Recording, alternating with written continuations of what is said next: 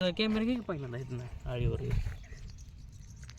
ही केळीवरची जी आळी दिसते तुम्हाला, तर ही एक प्रकारची पान खाणारी आळी आहे.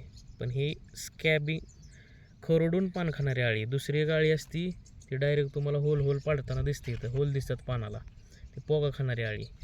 ही जी आळी आहे ही आळी लवकर फवारणीतून जात नाही. तुम्हाला ह्याच्यासाठी एक हार्ड केमिकल वापरावं लागतं. थोडक्यात ज्यामध्ये कराटे आणि कोराजन दोन्ही एकत्र असेल अशा प्रकारचं तुम्ही औषध वापरा.